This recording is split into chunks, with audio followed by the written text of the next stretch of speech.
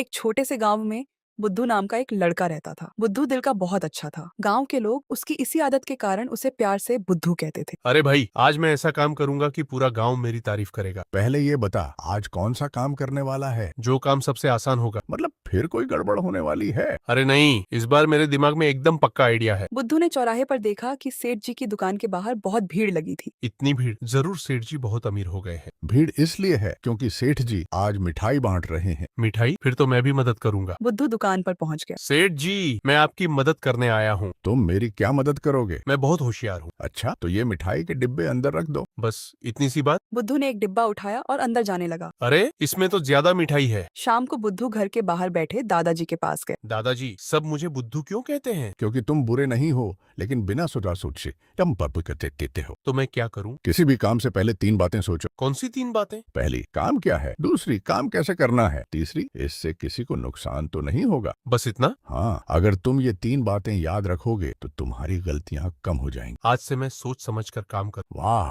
आज तो बुद्धू समझदार बनने वाला है। मेरा नाम बुद्धू नहीं, समझदार बुद्धू है। अगली सुबह गांव के चौराहे पर लोगों की भीड़ जमा थी। गांव की पानी की टंकी से पानी नहीं आ रहा था। पता नहीं क्या खराबी हो गई है। अब पानी कैसे आएगा? बुद्धू, तुम भी कुछ करोगे? हाँ, लेकिन पहले सोचूंगा। बुद्धू ने दादाजी की बात याद की। पहला सवाल, समस्या क्या है? टंकी में पानी नहीं आ रहा। दूसरा, पानी कहाँ से आता है? पीछे वाली पाइप से। तीसरा, पाइप में कुछ फंसा तो नहीं? सब लोग पाइप के पास गए। वहाँ एक बड़ा पत्थर पाइप के रास्ते में फंसा हुआ था। अरे, यही तो वजह है। मैंने कहा था ना, पहले सोचो फिर काम करो। गांव वालों ने मिलकर पत्थर हटाया और कुछ ही देर में पानी फिर से आने लगा। वाह बुद्धू, आज तुमने सच में समझदारी दिखाई। देखा, मैं बदल गया हूँ। एक छोटे से गांव में बुद्धू नाम का एक लड़का रहता था। बुद्धू दिल का बहुत अच्छा था। गांव के लोग उसकी इसी आदत के कारण उसे प्यार से बुद्धू कहते थे। अरे भाई, आज मैं ऐसा काम करूंगा कि पूरा गांव मेरी तारीफ करेगा। पहले ये बता, आज कौन सा काम करने वाला है? जो काम सबसे आसान होगा। मतलब फिर कोई गड़बड़ होने वाली है? अरे नहीं, इस बार मेरे दिमाग में एकदम पक्का आइडिया है। बुद्धू ने चौराहे पर देखा कि सेठ जी की दुकान के बाहर बहुत भीड़ लगी थी। इतनी भीड़, जरूर सेठ जी बहुत अमीर हो गए हैं। भीड़ इसलिए है क्योंकि सेठ जी आज मिठाई बांट रहे हैं। मिठाई? फिर तो मैं भी मदद करूंगा। बुद्धू दुकान पर पहुंच गया। सेठ जी, मैं आपकी मदद करने आया हूँ। तुम मेरी क्या मदद करोगे? मैं बहुत होशियार हूँ। अच्छा, तो ये मिठाई के डिब्बे अंदर रख दो। बस